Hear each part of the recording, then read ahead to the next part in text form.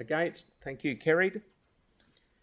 And Kate Kearney, is she coming to see us? Social housing update report. Are we ahead of time? I've got my time sheets. What time should you? Yeah. Emailing staff now. There we go. There we go. Yeah.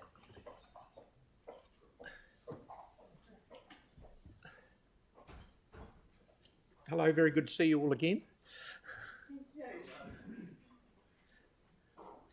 The floor is entirely yours. Very much. Thank you. So before we start, I know that we've got members of Otatahi Community Housing Trust here, and I know that all of you may not know them.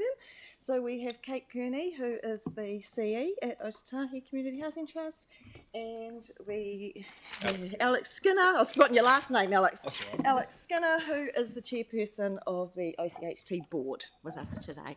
Okay. And yes, I have met most of you before, but normally Bruce is here to us. So I'm Lisa, and I am the Community Housing Liaison Lead for the Council. So we're here to report and update you on community housing, and as I say, jointly with OCHT on this one. First, before we start, I would just like to acknowledge that there is a typo in 8.1, and the date is incorrect. It should be 01 July 2021, not 2023. So, as requested by Council last time we were reporting, we have in this report included the number of bedrooms as well as the number of units.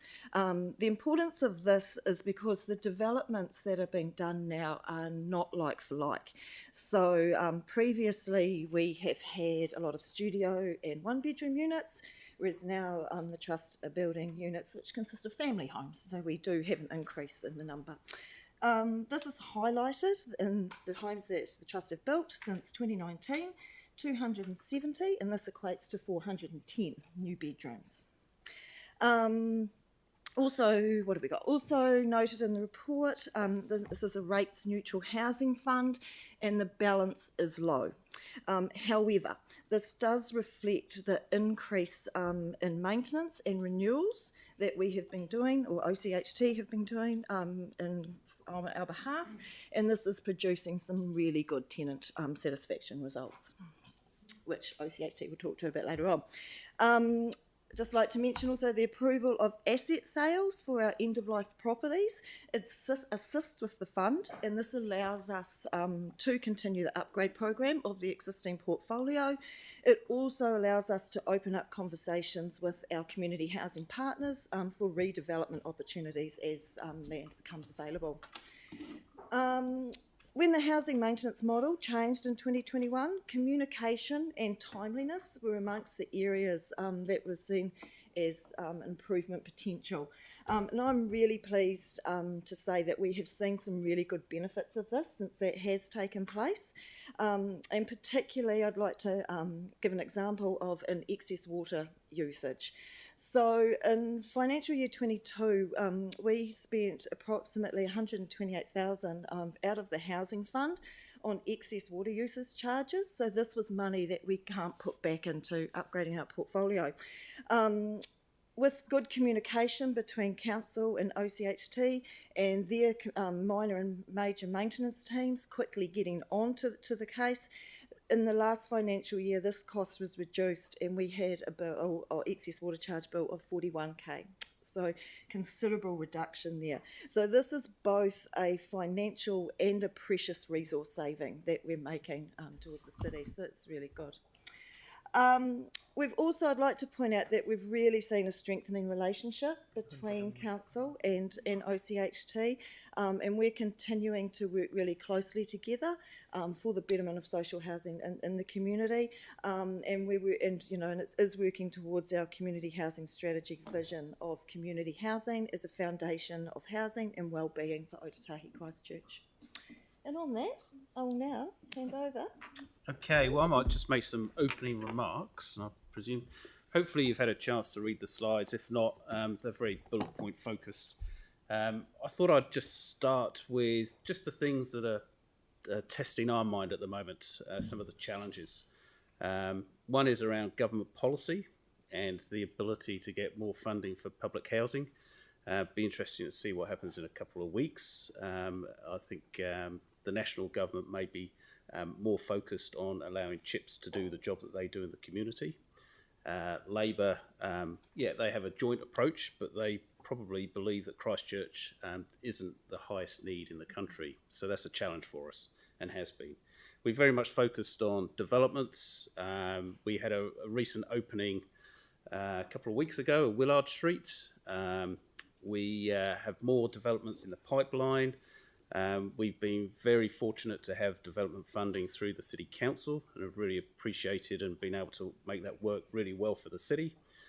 Re-emphasise the comment that was made around relationships. We have a strong relationship with Council, but with any relationships, there are sometimes challenging situations we find ourselves in, but I think the important thing is how you get through them and come out the other side, and we've been able to do that on the odd occasion that's come up.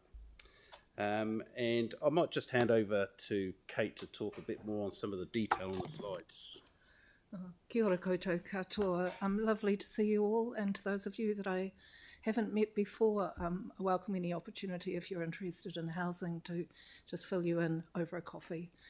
Look, I just want to say what I've said to both Dawn and Phil in other settings, that the model that Christchurch City Council was brave enough to pursue has been seen as one of the most successful models around the country, so much so that we actually regularly have other councils coming to see us to understand what it is, how we've made it so successful, both for ourselves and for council. And the story is in the way we have actually focused in on the tenants since we started. This is 6 years in, and at the beginning, the tenants thought we might be some terrible landlord who would not look out for their needs in the way that council had. We were so keen to make sure that we could do something about their relationship with us that we designed our services around the tenants, thinking about what is it that they need in their homes to trust their landlord, but also what do they need to live healthily and well and potentially have better outcomes in their lives. So we're a social landlord. We've actually picked up the idea that a tenancy should be sustained for as long as possible, and we have an intensive tenancy management group that actually work alongside tenants to try and resolve those issues that could lead to ending tenancies. We've been very successful in that. Our sustaining tenancy stat, we aim for 99% of tenancies sustained a year. 99.7% of tenancies were sustained over the last year. That means that we were only forced to take formal action to evict tenants in about 9 cases. So if you think about the 2,400 odd tenancies we have, that's a really good outcome. The other thing we've added is support services for our tenants, and this again has been a partnership with the city. So if you go back a couple of years, Enable and ourselves talked about how to get digital inclusion happening for our tenants. And while the initial scheme didn't go ahead, we have been very successful in having a scheme where we are offering digital skills and free modems to tenants. And they've been picked up this year. I think we've given out about 300 modems. We offer whānau support, and we focus in on how can we build communities by supporting tenants to look outwards and engage in the wider community. Thank you, Alex. So Lisa's given the great stat. It's actually 410 new bedrooms for Christchurch, and this was something the council asked of me. Can you replace the bedrooms that were lost or the homes that were lost due to earthquakes? Well, we've done it. We're back to the number, if you don't take the number of units, but the number of bedrooms. We've got 2,760 bedrooms. I believe before the earthquakes we were about 2,650. Something like that. So we're actually adding more. The quality of the homes, they're built to a Homestar 6 or Homestar 7. They're incredibly warm, well insulated. We win awards. That is Ed Leeson there, who's our GM of property. He's built almost all of those 270 homes. Yeah. And for you especially, what has been one of the main successes in having the trust solely focus on the tenants and their homes is we have reinvested. Council has taken the action to, rather than holding surplus funds, to reinvest in the buildings. So what we have done over the last year, I'm starting from the bottom because 1,500 emergency repairs sounds like a lot, but actually it's half what we had to do 3 years ago, which means that the proactive maintenance we're doing is improving the quality of the stock. 9,000 repair jobs over the year, 103 homes had a minor upgrade and 43 had a major upgrade to be almost a modern contemporary home. And here's just a quick flick through how we're doing in terms of tenant satisfaction. For satisfaction with the quality of the tenancy service, you can see they're at 76%, we aim for 80%, we're getting close. The additional lease payment to council, now this is something that allows us to continue our great partnership. So at the beginning you didn't know if we'd be a success, so we would pay you a lease payment on a monthly basis. But if there was any money left in the kitty at the end, we would return some to council, keeping a small amount ourselves. So over the last financial year, we returned to you 4.7 million to go towards the housing fund. The heat pump program has been so successful, incredible satisfaction with heat pumps, 91% satisfied with their heat pumps. People thought tenants wouldn't use them. Well, actually, tenants send us pictures of their low power bills because they are using the heat pumps. Satisfaction with the condition of the unit, again, I'll remind you when we started it was in the 60s. We're up to 81% satisfied. Satisfaction with maintenance is 82%. And as I said before, the tenancy sustained is something we're incredibly proud about. So happy to take any questions if you have any. Councillor Harrison Hunt, then, who was it? Yeah, the other one, yeah.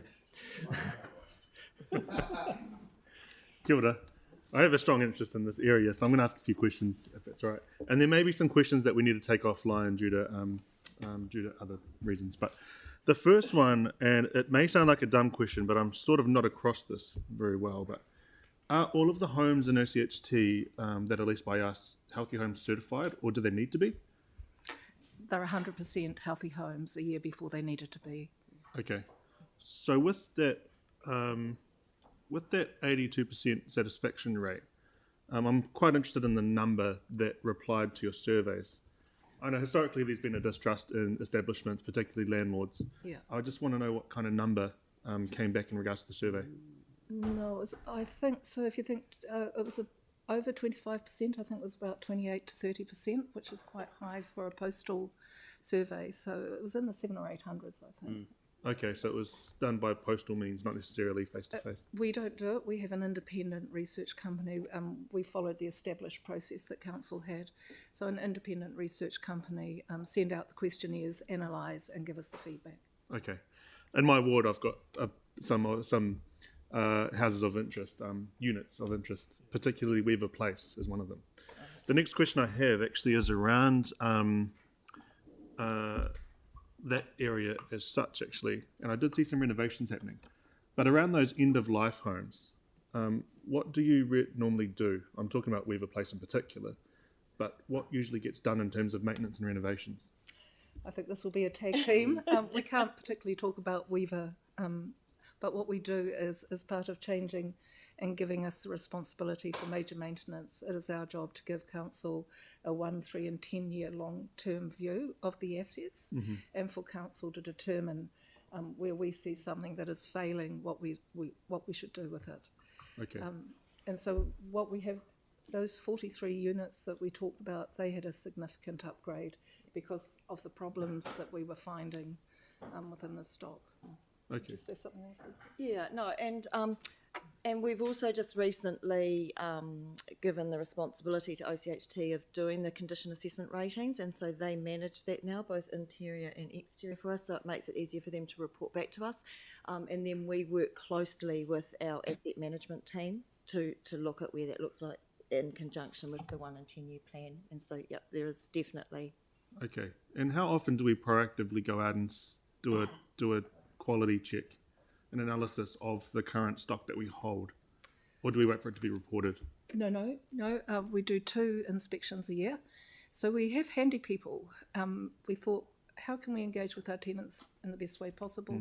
We're knocking on their door, seeing if there's anything that we could fix. It's a small job. and having specialists actually do the condition assessment seemed a really good approach. So they'll go around all the homes once a year and do a detailed condition assessment. And then as well as that, our tenancy team go once a year, and we call that more of a wellbeing check, but they would certainly notice if something was broken and they would report it and we'd get a Gotcha. job done. And the last question I have is around the tenants themselves. I'm not going to get into the nitty gritty, but I'm wondering what's the process for a tenant to come into an OCHT home in comparison to a Kāinga Ora home? Councillor, I'd say it's about the same. So our purpose is to help those most in need of housing in Christchurch. So we determined when we started that we would take people off the Ministry of Social Development housing register. I see. Cool. Yep. I see. I'd love to take a couple of other things offline. It'd be fantastic. I'd love to pick your brain. Thank you so much for your time. Kate, would it be okay if Tyler comes and goes for a drive round with, I'll say, Ed, or I don't know, you know what Or to do. some time with Kate. Yeah, Yeah, very happy to. because they're really good to get alongside these guys. It's really good. Councillor McClellan. Hey, something you said, Alex, actually just tweaked to a bit of information I've heard recently. Have we done any assessment on how the election may affect investment in social housing in Christchurch? Like, I am aware that National have a higher degree of focus towards CHIPS, but no commitment for any new public housing beyond 25. So that would obviously all very well and good to go to CHIPS, but if there's nothing past 25, that would obviously impact us pretty greatly. So I would say that we haven't done detailed analysis, but we have got relationships with both sides of the fence to better understand where they're thinking and try and help influence their thinking if we possibly can. Ultimately, we're looking to do the best we can for Christchurch City and for the people that most in need. So after the election, if because social housing is just such a big part of our work, it might be good to at a next opportunity just to brief council about what the impact. opportunities and challenges could be. Yeah. So, Councillor McCallan, I recently attended the board and we discussed the ability for the trust to come and brief councillors once every 6 months and make that a regular slot, and we'll be putting that into the programme. Councillor Johansson. Cool. Thanks for the good work that you're doing. I was just really keen to understand, and I don't know who best this question's answered to, but just the progress on the social and affordable housing plan and the joint action plan around homelessness, transitional and emergency housing, and also just if someone could just help me understand what the Merrill Forum's doing in housing and how that relates to what we're doing. It's probably a Bruce question, to be fair. So I can talk. Right. He's on holiday at the moment, so I can come back to you Right. on that. So I can chat with him when he gets back, and we can come back to you on that if that's okay. Yeah, I guess it would be good to get an understanding of the greater Christchurch approach. My understanding is that there's a partner organisations we're supposed to nominate housing champions. Yep. I don't know who our housing champion is. That was supposed to be done and then have a meeting before October, but I have no visibility of that Okay, work. we can come back because there is the Greater Christchurch Partnership which is working on Right. that, so we can come back to you on that. Do we know That's okay. what the kind of next key milestone is, or is that something again you need to come back? I'll come back to you. Yeah. Okay, right. Just wanted to check in terms of the trust. Like, I know from my time on it and from other conversations that have been had that the idea of having a sort of a greater Christchurch mandate rather than just a Christchurch mandate, has there been progress towards that? That has been, as you well know, Yanni, has been a discussion that the Trust Board have dealt with for the last 4 years. Yeah. When other councils approached us, we took a number of opportunities to find the best way forward, found it extremely hard. Right. Because we've had yet another council come to us in the last couple of months, and maybe the last board meeting, we've tasked management to actually make some proactive moves. So it is something that the Trust is looking to two-pronged approach. One is through a members' bill, and the other is through setting up a sister trust, because we feel that we've got extremely good IP that obviously people want to utilise. So whatever the best way we can do to help other cities, we'll try and make it happen. So yes, It top works of the very, list on works very good. Just got to share the love, so to speak, don't we? And just the final question from me is just around if there's been any progress on Mabel Howard, just mindful of the fact that we as a council are investing a lot in Avon Park and redeveloping the public realm. Do you have is there anything you can share about what's happening with Mabel Howard? No, certainly we're aware that it's one of our complexes that we own that's coming towards the end of its life, but there's no active plans for it at the moment. Right, okay, thank you. Okay, thank you. Councillor Peters. Thank you. Yanni, in a way, kind of touched on what my question is around what do we do? Do we have any involvement in regards to providing for homeless people in our city through your work at all? Oh, yes, we do. We're actually part of a collaborative that is addressing homelessness. It's called Housing First. It's a collaborative of 5 agencies. I think there's something like 250, 260 people who have been housed through that partnership, and we ourselves have housed 83 people who were homeless, long-term, chronically homeless, through that collaborative. Excellent. So, how do people get introduced into that scheme? They make their way to the Housing First office, really. Okay. Yeah, there's quite a few doorways in. Very good. Thank you. Thank you. So, lastly, me, you're still doing your maintenance in-house, okay? We are. Great, Yeah. and that's where I'd just say that's where your eyes are, because you're there all the time and you can see something getting out of gear before it gets out of gear. So absolute pleasure that I was on your board for a number of years. It was good fun. And with that, I will move it, and Councillor McClellan is going to second it, and there is no more questions and no debate, so I'll put the motion. All those in favour? Those against? Thank you. Carried. Brilliant. Thank you very much. Going to PX. resolution for PX. Right, we'll now move into PX and resolve to exclude the public as set out in pages 280 and 281 of the open agenda.